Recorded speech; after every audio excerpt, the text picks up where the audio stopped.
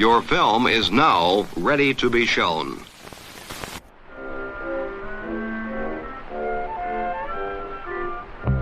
Good morning. I'm Justin Hendricks, editor of Tech Policy Press, a nonprofit media venture intended to provoke new ideas, debate, and discussion at the intersection of technology and democracy.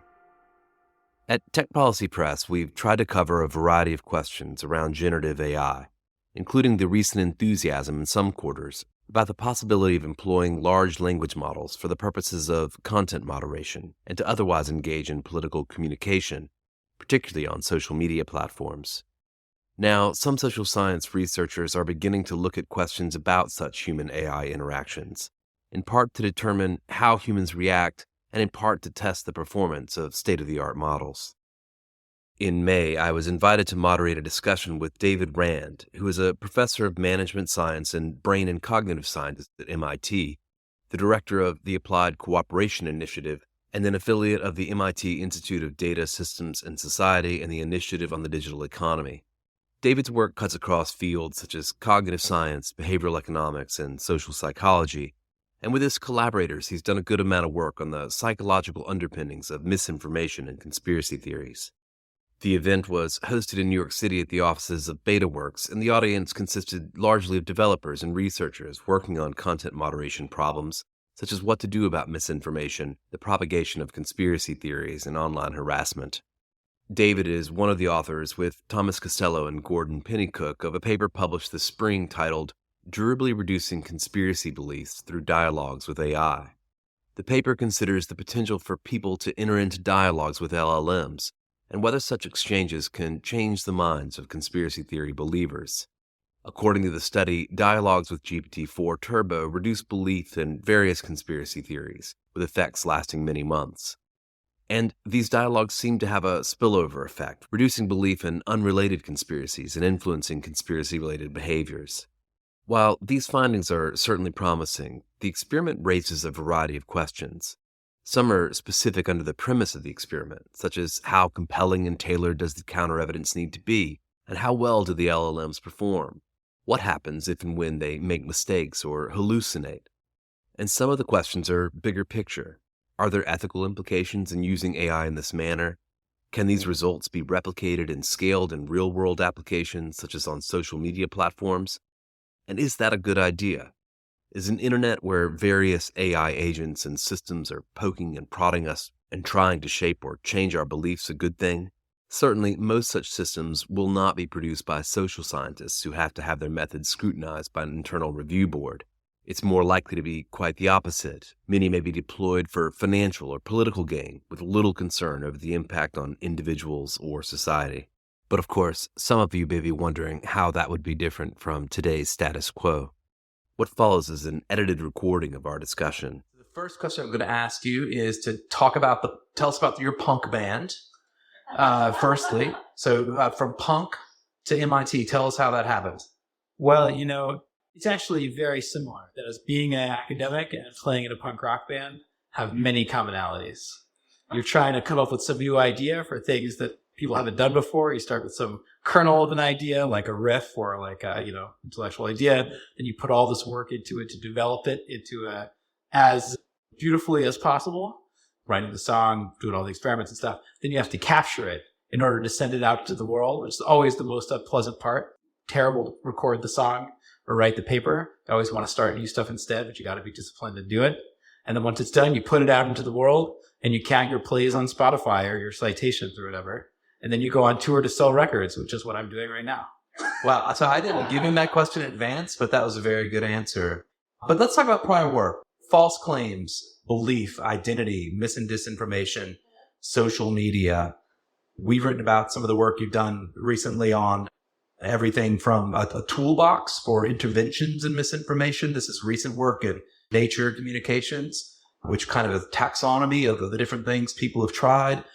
You've looked closely at things like community notes, formerly Birdwatch on Twitter, and how the crowd can address mis and disinformation. Can you maybe just characterize for the audience your research agenda, your research search priorities? For the last 7 or 8 years, me and my close collaborator, Gord Pennycook, and many other fun people have been doing a lot of research around why people believe false claims, why people share false claims, and what to do about it. I feel like one of the core observations that came out of this is when you look at people's on-platform behavior, what they share, what they like, it seems like partisanship and identity is a much bigger driver of what's going on than actual truth. And I think that's led a lot of people to infer that we're in this post-truth era where nobody cares about accuracy anymore and it's all subservient to identity. But what our research has suggested is actually there's a big disconnect between what people do in terms of sharing and engagement and what they actually believe if you ask them, like, how accurate is this? Even in survey experiments where you might expect that people are going to be like more discerning than on actual platform because they want to look good to the experimenters or whatever. If you show people a series of headlines, be like, how likely would you really share this? They're pretty much indifferent to whether it's true or not. And they're roughly equally likely to share true and false things, much more likely to share things that align with their identity. But if instead you ask them, how accurate are these claims? It's a totally different picture. And whether it aligns with their identity has relatively little impact on their accuracy judgments. And they just read the true things as way more accurate than the false things. So there's this disconnect between what people believe and what they share. And our work suggests that in general, it's not that people are purposely sharing false things and just like care about accuracy, but instead it's more that people just forget to think about whether it's accurate or not when you're in the social media context, which maybe isn't that surprising because if you think about it in your news feed, there's an occasional news article or something like that. But most of what's happening in your feed is stuff where accuracy isn't even a relevant concept at all. You've got the baby pictures and the cat videos and the memes and all this stuff and news occasionally mixed in there. It doesn't make sense to always be thinking, is this accurate or not? Because for most of the content, that's just not relevant. And so this kind of context collapse where the news is mixed in with the other stuff, and you're in this environment where you're getting all this social feedback, like how many people liked it, all that, directs people's attention away from accuracy. And so they forget to even think, is it accurate before they share it? And I've actually even done it myself as a researcher that spends all my time thinking about this stuff. I know at least one instance, because I got called out for it, where I saw something, I was, oh, that's so good. And I retweeted it. And then a couple hours later, one of my colleagues responded and says, is that real? And I was like, oh, I did exactly the thing that I'm always doing the research on. So it's powerful. That's just not an environment that makes you predisposed to think about it. I feel like the consequence of that is because that's what we see. That forms our understanding of like how people interact with and think about content. But it's actually, I think, much more pessimistic than what happens when people actually think about, is stuff accurate or not? And so we've got a bunch of work that suggests that in general, people don't want to believe or share false things. And if you give people corrective information, like if you put a warning on something and says, fact checkers say this is false, people believe it less and share it less. Even people who don't trust fact checkers and don't want to see the warnings, if you show them the warnings, they still respond to it. And if you give people persuasive arguments against the position of their political leaders, they don't ignore it. They like update, even if you remind them, this is this is Trump and Biden's position. Here's his counter argument. They don't ignore the evidence that goes counter to their identities. And I think that just like in general, people are a lot more responsive to evidence and facts that you might think when they're presented with it. But that's a general theme, is that facts matter. So I want to stick with this social media line of questioning just for a moment, because I think it's important context to talk about large language models as points of or as possible tools and interventions. 7 or 8 years, you say, this kind of last cycle of mis and disinformation research on the platforms that we have had. Maybe we could argue we're at a kind of moment of change at the moment in terms of various new platforms coming online, some kind of surrendering to the stew of nonsense and hatred, others behaving differently on it. But 7 or 8 years, have we made any progress? There are others in the room very invested in this question. Are things better now than they were? Are we learning anything that's having any sizable impact on the broader incentives of the internet? It's a big question. My sense is that there certainly are some dimensions on which things have been getting better. We have this paper where the main point of the paper was testing this idea that if you get people to think about accuracy, it'll reduce their misinformation sharing.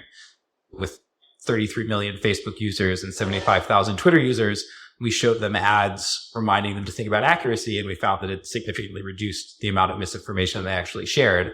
But also as part of that, we had our meta collaborators do some assessment of the current standard of care on Facebook. And so if you look at the number of shares that a post gets 0 to when Facebook identifies it as misinformation, it's getting lots of shares, it's getting lots of shares, boom. As soon as they decide that it's problematic, engagement completely ends. And so like when they just identify something to act on, it is super effective. And so I think that seeing that kind of changed my thinking a little to be like, oh, really the most important thing here is if you could just increase the speed and coverage of identification of content, that can really make a huge difference. And so that's part of what I like about Community Notes is this kind of crowdsourcing efforts to identify inaccurate content. And so Jenny Allen, who's here, has done a lot of work on Community Notes and trying to evaluate like the accuracy of the notes and who's writing notes on who. And obviously the concern about these things like Community Notes is it's just going to be this partisan tool where people are just going to essentially attack political opponents. So it is, but what's cool about it is that people overwhelmingly write notes about content from the other side. But it's overwhelmingly content from the other side that's actually misleading. And so it's like the two sides are policing each other. It's not enough. People aren't calling out stuff from the other side just because it's counterpartisan. It has to be both counterpartisan and misleading to really get people fired enough to write notes about it. So in some ways, the adversarial nature of it actually improves its performance. Okay, so that's important to remember and probably important context for why you see promise in large language models for doing some of this intervention work. Let's talk about this paper, not the only of its sort in terms of thinking about the possible efficacy of these large language model tools on problems of disinformation or countering various ills in the internet. But I think the first to do what you've done, tell us what it is to build a pipeline for behavioral science research with large language models. Yeah, sure. As I was saying before, like a core interest of ours has been how effective is evidence and arguments in actually changing people's minds. And the sort of motivation for this project was, as I said, we found some evidence in various situations that people don't just ignore, contradictory evidence. You don't get like big changes in people's beliefs usually. And so we wanted to see, could large language models be an effective way of delivering like really accurate, compelling evidence? And we wanted to look at it in a context that is a paradigmatic example of a case where people think evidence doesn't matter, which is conspiracy beliefs. The whole thing is once you're down the rabbit hole, you're immune to evidence and you're just going to believe the thing and there's no way to get people out of the rabbit hole. And I suppose also that often when you're introduced to, in many contexts, to counterfactual evidence, that actually hardens your belief in the conspiracy theory. We've seen that in many studies. Totally. So you can get these backfires potentially. And also whenever there's countervailing evidence, then it just means whoever's giving you that evidence is part of the conspiracy. So we thought, okay, this probably won't work, but let's give it a try. And in particular, the reason that it seemed like this was a place that large language models might be powerful is that what makes it hard to debunk conspiracy theories is that like when you see debates between experts and conspiracy theorists, the conspiracy theorists have all this different super disparate set of evidence that they might bring. What about this like totally weird, crazy thing? And the expert will be like, I haven't heard of that. Sounds bogus, but that's not, convincing. And because the conspiracies aren't true, you can have an infinite amount of, fictitious evidence to bring to it. And so in order to really effectively debunk it, we were thinking that you need to have access to a huge amount of information and the ability to not just give like general debunks, but like directly counter the specific claims that people are bringing up. So we're like, maybe LLMs can do that. We built this pipeline where we took Qualtrics, which is the standard kind of like survey software that everyone in behavioral science essentially uses for doing survey experiments. And we used JavaScript and the OpenAI API to just like embed GPT-4 in the Qualtrics survey. And so I think it's like a revolution in experimental social science where you can now have these like totally flexible AI agents as part of the experiment. And part of that is in normal conspiracy theory studies, you just be like, here's a list of conspiracies. Which ones do you believe in? And then if you check one and say, okay, here's why that's conspiracy theory is not true. What we could do here is just say, in your own words, what's a conspiracy theory you believe in, or what's like something that like lots of people don't believe in that you believe in, or something like that. They can say it in their own words and be like, okay, what's the evidence that you see specifically supporting this particular claim? And then you feed that into LLM and you say, okay, this is what the person believes. Now try and talk them out of it. Okay, so before we move on just from this methodological question, ethical questions around this. How did it get through the IRB? What were the types of questions that you had to face? And then ultimately, how did you ensure that this kind of human subjects research with these generally kind of bizarre LLMs that claim even at the outset that they are not reliable, how do you incorporate that? Yeah, so it's a really important question. In this particular set of experiments, we explicitly told them that it was an AI. There wasn't deception. We're just like, okay, why do you believe this? Now we're doing a study on human AI interaction. We want to see if humans and AI can have conversations around complex issues. So now you're going to talk to the AI about it. So they knew that they should maybe not take it with a grain of salt. And then at the end, we had a debriefing where we're like, remember, this was an AI. They can make mistakes. Don't take it, etc. So like a whole lots of details on how not to necessarily over-index on it. But also after the experiment, we fact-checked, we hired a professional fact-checker to evaluate a lot of the claims that GPT-4 made. Essentially, for each of the different conspiracy topics that people came up with, we picked a sample conversation and then had fact-checkers evaluate all the claims made in that conversation. And out of the 128 claims that we evaluated, all but one of them were rated as true. 99.2% were rated as true. One of them was rated as misleading, and none of them were false. It was actually did a really good job of providing accurate information, presumably because these conspiracy theories are all pretty well-known conspiracy theories. And so there's a huge amount on the internet about them. And so that a lot in the training data. Is there more chance, though, for the subject to take things off the rails? I mean, if I'm answering a survey, as you say, I'm often selecting filled prompts that I'm given. I can say yes or no, or select across a rating, or do all the types of things we normally do, filling out a survey form. If I've got a blank box and the opportunity to interact with something, I might start to say some things that might raise some eyebrows among the researchers. I guess the thing there is, to me, that's part of the value of it. We've done some other experiments on other controversial issues, and people are very happy to write some pretty out there stuff in these anonymous web surveys. But to me, that's a feature, not a bug, because then you're getting at what people are uninhibited and like really expressing stuff that they might not want to say to a person, but are willing to write into this anonymous survey. And then you can see what happens when the AI engages with them in that like pretty extreme stuff. Okay. And bear with me, because there is a sort of logic to my questions about the methodology, because even in the survey, people are knowingly having a conversation with an AI. They're having an experience of an exchange, even if that exchange is artificial. But it's not the same experience that I'd have with an anthropologist or a sociologist who is doing more qualitative work that I'm sitting across from in a room. Totally. And so we haven't done experiments yet where we contrast what happens if they're talking to an AI versus if they think the AI is a person. Because it's deception, although we sometimes do deception experiments, although in generally we try and avoid that. But also just from a practical perspective, the AI produces so much text so quickly that it's totally implausible to tell them you're talking to a human and then it's spilling all this stuff out. So we're trying to think about some creative ways to deal with that. So I don't know for sure, but I think that it seems quite likely to me that the fact that it's an AI that they're talking to makes them less defensive and more willing to really engage with it. And GPT-4 does a lot of building rapport and saying, oh, I totally understand why you would have questions about whether 9/11 was an inside job and it's a very complicated event and blah, blah, blah. And then you're like, all right, let me correct all the things that you thought that are not true.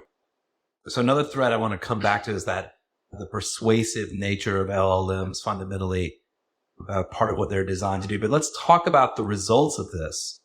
Let's talk about the rapport building strategies and what you learned once you established that rapport. Yeah, so what we did in these experiments, as I said, people articulate a conspiracy theory they believe in, then they rate how much they believe that conspiracy 0 to 100. You throw out the people that said something like, I don't believe in conspiracy theories, or that rated it less than 50% because we're okay, you don't really believe it. So then we've got this set of people that said something that's actually a conspiracy and believe it.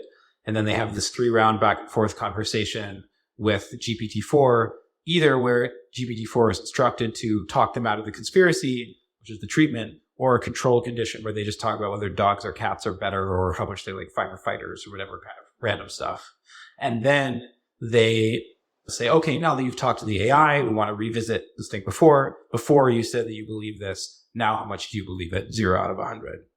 And so what we see is that there's like a 20% decrease, actually like more than a standard deviation decrease in belief in the conspiracy theory as a result of having this debunking conversation with GPT-4, which was a much bigger effect than we expected. If you say that people above 50% believe it, people below 50% don't believe it, of our initially 100% people believing it, 25% of them didn't believe it after the conversation. Okay, so is the GPT providing people with factual information in response, which of course it may do a poor job of, I'm sure in some circumstances, or is it simply asking them to interrogate the underlying basis for what it is that they believe? Yeah, totally. It is not doing the Socratic method. It's not saying, oh, tell me, why do you think this? It's just being like, you think this? No, that's wrong.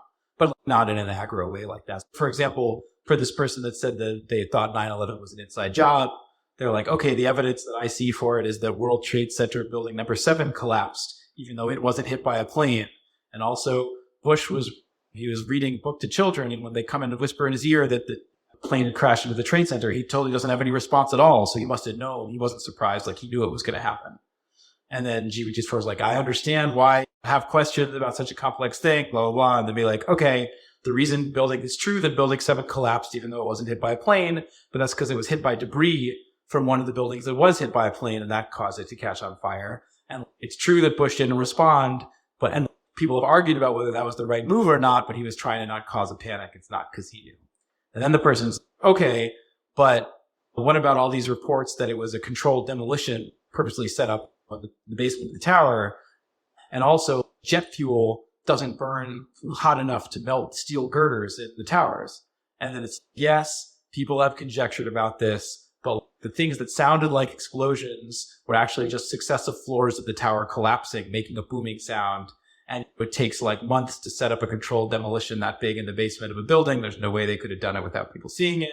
And it's true that jet fuel burns at 1,000 degrees Celsius and steel melts at 1,500 degrees Celsius. But a report by like the Steel whatever Union of America shows that steel loses 50% of its strength at 650 degrees Celsius. And so 1,000 degrees Celsius would be plenty strong enough to make it weak enough for the building to collapse, and so on. And incidentally, that person went from 100% believing it to 40% believing it. Excellent. So let me ask you, was there a most prominent conspiracy theory that people seem to enter for the AI to consider? In some of the experiments, so we did a few different versions of this experiment. In the first one, as we talked about 1,000 people, the first sample? The first one was 1,000, and then we did a replication with 2,000. In the first one, we started out by asking them how much they believed 15 common conspiracies, and so it primed those conspiracies. And so a lot of the ones they named were that. In the second version, we took that out.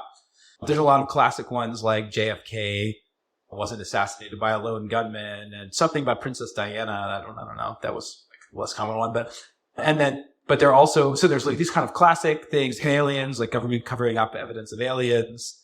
But then there was like 2020 election fraud conspiracies, COVID conspiracies, climate change conspiracies, things like that. And one of the remarkable results was the effectiveness of the treatment didn't vary significantly across what the conspiracy theory was, like across the gamut, it worked basically. I think one other thing about that was, to me, one of the most surprising parts of the result that we found is, so we got this 20% decrease right after the conversation. But then we followed up with the people 10 days later and 2 months later. And we figured that, okay, you get some temporary decrease, but then they would go back to believing it. There was no return to belief at all. It was just like totally like sustained reduction in belief. which I thought was really surprising. And our interpretation of it is this wasn't some kind of like persuasive trick. It was just we actually taught people things, essentially. Like they thought that, she thought that like the steel, like the jet fuel not burning hot enough to melt the steel was a compelling reason that it was an inside job, and corrected. And it's like, oh, okay, I guess that wasn't actually compelling. And then that creates like real lasting attitude change. Okay, so on to the context. There's a lot of folks in the room probably thinking, okay, you asked that question about have we made any progress. Now you're telling me I've got a way to automate interactions with people who have false beliefs at scale. Potentially we roll these out across social media platforms, search engines, etc. And maybe when someone's entering a so strange prompt or engaging in a group on Facebook or otherwise adopting odd views that seem to be leading them towards the direction of some harmful conspiracy, maybe we can intervene. Do you think this type of thing is ready for production? We're ready to roll it out? Or is there a great deal more to be done?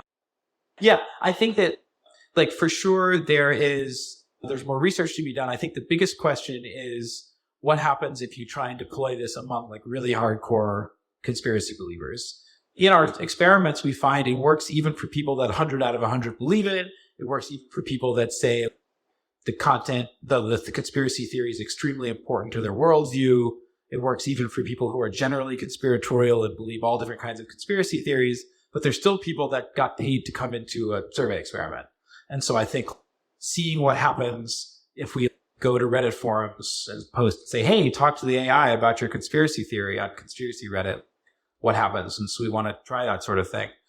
But I think that the effects were so big and so consistent in the experiments that we found that I think it's quite likely that this would work in the world. And even if it doesn't work that well with the really hardcore down the rabbit hole people, there's a lot of people who are more sort of dabblers that are like stepping into the rabbit hole but haven't gone all the way down, and being able to intervene on those people, I think would be quite useful. And based on these results, I'm pretty confident that it should work for those folks.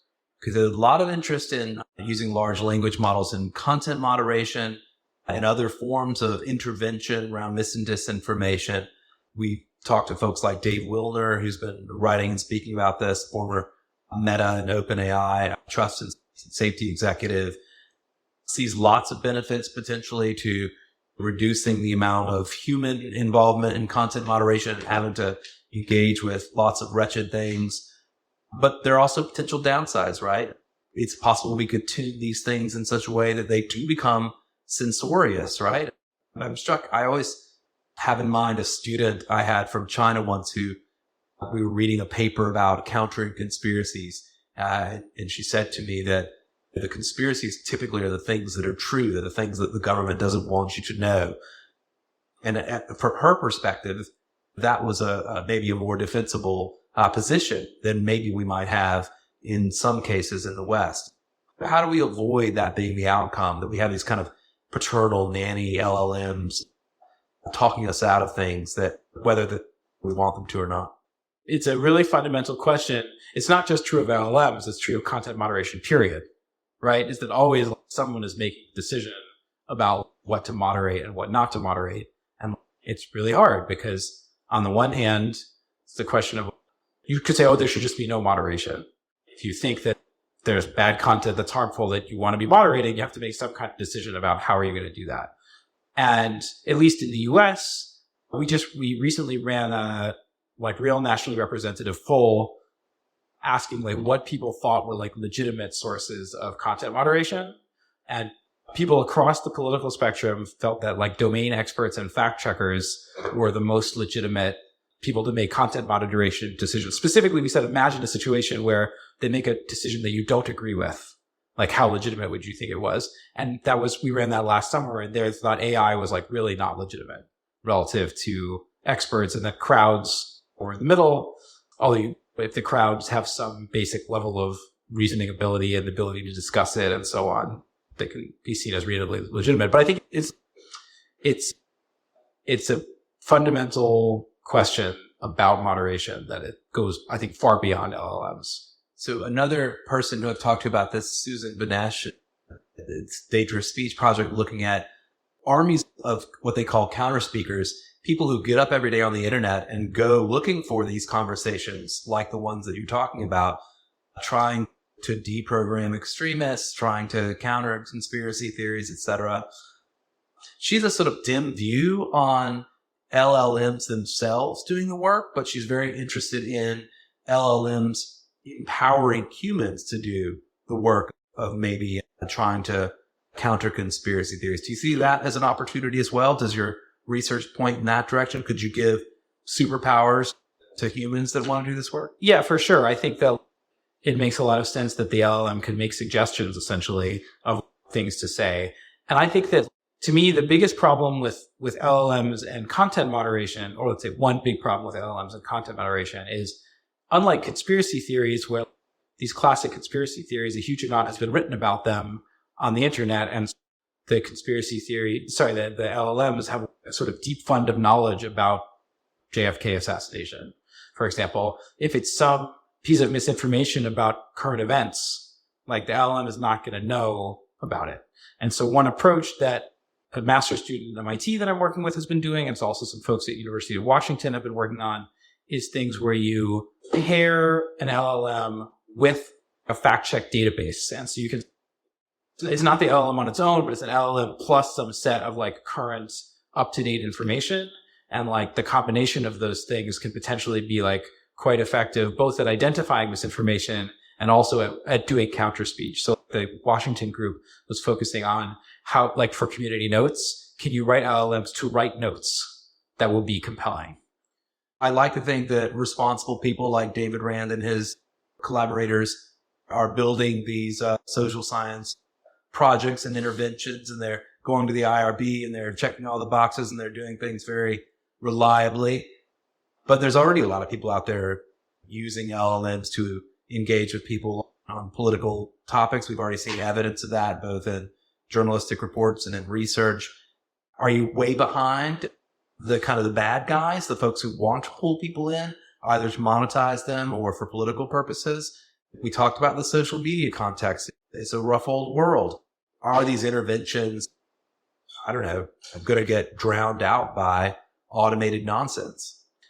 The version of that question that they got a lot is, okay, fine, here you're showing the LLM is doing something good. But what about all the terrible, nefarious things that people could do with it?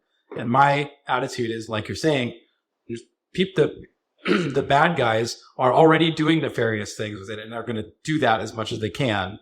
And so what we're trying to do is, there clearly are bad uses. We want to know what are like good pro-social uses to LLMs, and how can we develop it to have some response or antidote to that. And my hope is that it will actually be easier to convince people of things that are true than to mislead people.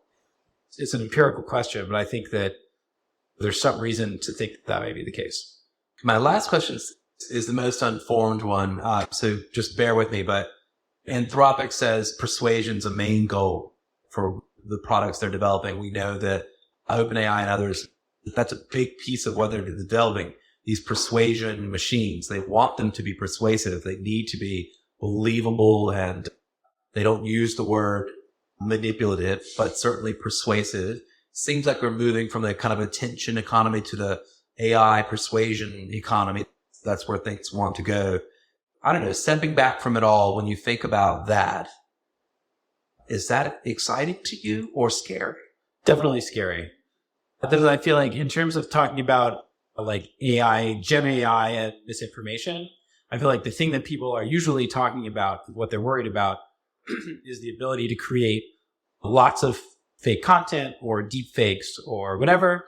And I'm much less worried about that than I'm worried about these kind of dialogues and the possibility for LLMs to form relationships with people, have back and forth discussions with people, and like really influence them in that kind of context. One version is, here we're saying, oh, here's some persuasive arguments or whatever. But like the thing that I'm most worried about is essentially the version of scams where you just get a DM from someone saying, oh, I'm lonely, do you want to chat? And it's an LLM, and you have a conversation with them for 2 weeks, and then either they ask you to put money in their Bitcoin account, Or they tell you about how this presidential candidate is great, or did you hear this thing about this issue, or whatever. You build a relationship. Obviously, already scammers are doing that with people, but I think that's a place where you can really up the scale in a way that to me is the major concern. Let's give David Rand a round of applause. Thanks so much. Thanks.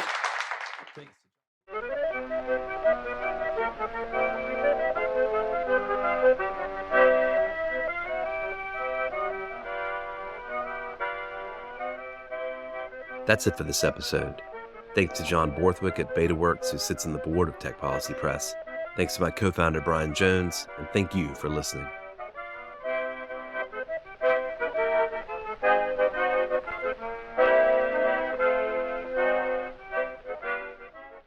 Tech Policy Press.